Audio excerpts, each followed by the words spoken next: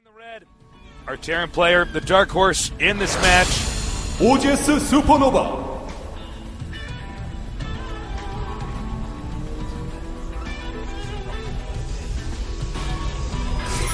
OGS, a very formidable team. Players like Nada, Top, MC. This guy's got his training partners squared away. Now, to the upper part of the map, our Protoss player, named after a Pokemon, he is. You've captured A. I'm casting A. Stati Squirtly. Squirtly. Squirtly. Squirtly. All right. We got an Italian guy reading the scripts.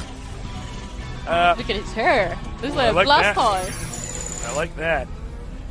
Squirtle. Well, MVP must not be too happy about this because MVP got beat by Julizer, who is from SD, and by Squirtle as well. So I guess IM and SD has a semi-feud. Anyway, Squirtle has very good Zergs to practice again in his house, especially Julizer. Yes. Which you saw. Did some super awesome laning bursts. And I think his win rate against Terran is 71.4%. I know. It's off the top of your head, right? Yeah. Just make up that number, but no, it's true. 71.4% win rate against Terran. So Supernova is in a semi-bit of trouble right here. Has to be careful of getting rushed in this map because Scrap Station is a really close position map. But from the way that the Terran player is building his Rexes, I don't think we're seeing a rush.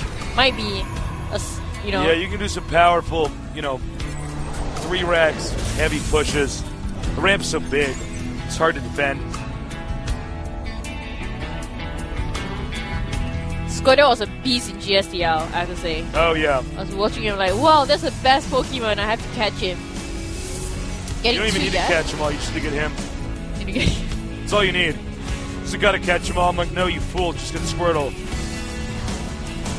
Getting a factory as a site.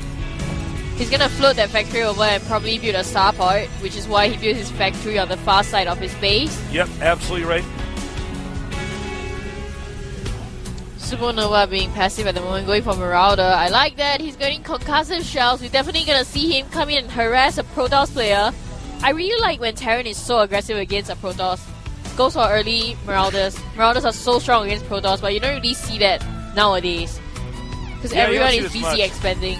You know why I think people are getting on this map is because Protoss are going to do a warp gate rush, so you want to intercept the probe and all the gateways. They're the probes are giving the pylon before the gateway rush starts up. And that's what Protoss is going to do. Warp gate rush looks like. Well, to reinforce his push, he can bring maybe a couple of SCVs with him to tank the initial damage. You do see one Herleon is already out. He's going to land his factory at the site of Squirtle's map. Not sure what is the point of that, but the probe did see the Marauder, and I'm sure he's panicking. Uh-oh. Terran's going to spot it. No problem here. Supernova playing really good at the moment. Takes down the proxy pylon of the Toss player. Toss only has 2 sentries up. It's not enough to cover the front of his base. Herleon's doing a lot of damage. Coming in, harassing. 2 Herleons. Not a lot of damage. I don't really agree with doing this if they see the factory. It's like, this will never really pay for itself, in my opinion. IMO. Well, he wasn't really gonna build factory units anyway, and he has a starport up. The thing is, he's gonna try to expand right now. Where is Marauders supposed to be doing some damage? He's actually gonna bring his semi-bio army back. Builds a bunker up front. Squirtle decides to go for the expansion. Sees that the Terran is not gonna be too aggressive. Well, he's definitely going for a passive build because he has so many sentries out. Yeah. That's what you do. Yeah, just make the sentries. It's really all that you can afford to make. You have all this extra gas, and you're spending the minerals on pylons and the Nexus. So we should see a pretty standard game here for the starts. Protoss getting the Observer out. Looks like he's transitioned into a pretty ordinary opening here. Terran lifts the orbital to start a new life over the expansion. Terran also getting a Raven. Really interesting build. Be it whether he uses it to scout the Observer and take the Observer down, or if he uses PDD, it will be even better. Denying the lasers from the Stalkers. Yeah, point defense drone is so good. It's so good. So good. But it's so expensive to get a Raven though. You have to Yeah. be really careful not to lose it. Yeah, it's so expensive. Looks like we're gonna see a very interesting build. Very interesting push from the Terran player. He's going for a standard MMM plus a Raven against the water Pokemon we have. So Squirtle is a water Pokemon, Squirtle is a water Pokemon. and the weakest Pokemons are the grass Pokemons. I believe Idra told me that. I'm very sad. Is that true? Yes, that is true. But I still love the Bulbasaur. That's okay. I would always pick him. What is the best Pokemon game? Is there one? No, all the Pokemon games are good. Well, the initial few were good, and then they started to have more and more Pokemons, and I just stopped playing. So hard to follow. He's building 2 Stargates. That is interesting. Gonna be so. You know what you can do? What can I do? Well, you can actually stockpile Void Rays. Terran is going to have a tough time attacking you. We'll see if he does it. This is something I used to mess with, but it's certainly one thing you can do. Or you can even get Phoenixes. Both are good. Or maybe we'll see Carriers, I don't know. Nice, denied. Well, there's not really much a Terran can do. It's gonna be very hard for him to drop the Protoss because the Toss base, Toss already has defense. He's going for early Phoenixes, and if that snipes like any any Medivacs that is gonna come in from Supernova, Supernova gonna do so much. He's going for pretty early Colossus, I would say, at 10 minutes. But that's because he spots a Bio Ball that the Terran player is building. You know what's weird about this is he's basically not going to be able to support his gateways. Really. It's going to be just like Stargates and Colossus, and whenever he can squeeze a unit out. Yeah, he's not gonna have enough income at the moment to support such a heavy gas build. Has Vikings and Ravens patrolling the area. Gonna put a missile turret up in the middle. Don't think any of them will try to break the back rocks unless they're very confident of pushing. Do you see Phoenix is gonna come in and try to snipe much of anything they can? So, this small bio army is gonna try to push. Do you think that's this will actually work? a weird timing push. I wouldn't do it. I wouldn't do it. I think the army is not I don't big endorse enough. this push. This does not get the tasteless signature of approval. Official signature of approval. But maybe he wants to push before the Colossus is up. But little does he know, the Colossus is almost up. It's just, I don't know what to make of the Protoss build. I just don't see builds quite like this. The Phoenixes are interesting because they're so much faster than Vikings, and the Vikings will never be able to retreat if they start to lose the fight. Thermal Ants on the way.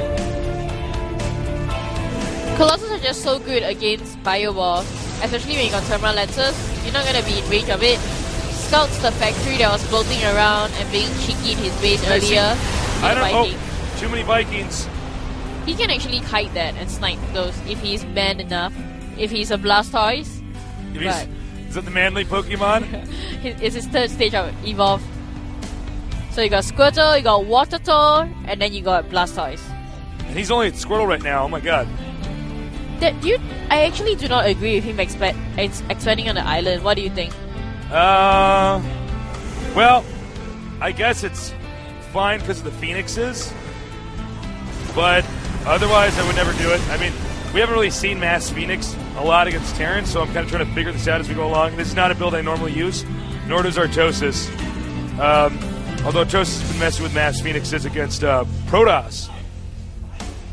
The Terran is determined to win the air war though, because it's messing up Vikings as the Protoss is messing up Phoenix. However, Toss should just focus on getting more Stalkers instead of so many Phoenixes. There's really nothing much for him to snipe. Phase Prism out. Warp Prism, excuse me. Still getting Phoenixes and Vikings.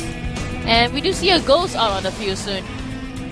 The Ghost is going to be very useful to EMP this.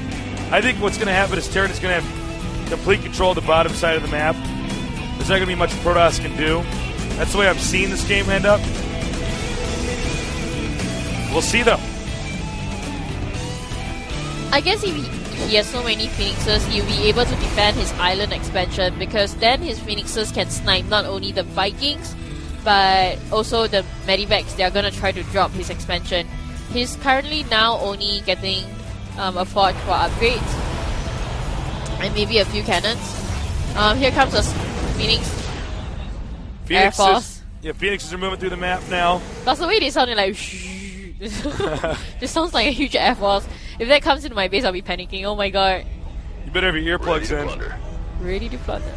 Now, they're both getting close to being maxed. I mean, Terran with a little bit of a lead here. Protoss needs to get some cannons. Let's say this island. Can't get dropped. Not good. I believe Terran has too many Vikings. He can't send the Phoenixes over there to defend. So many Phoenixes. Here we go. That was a huge mistake. Ouch.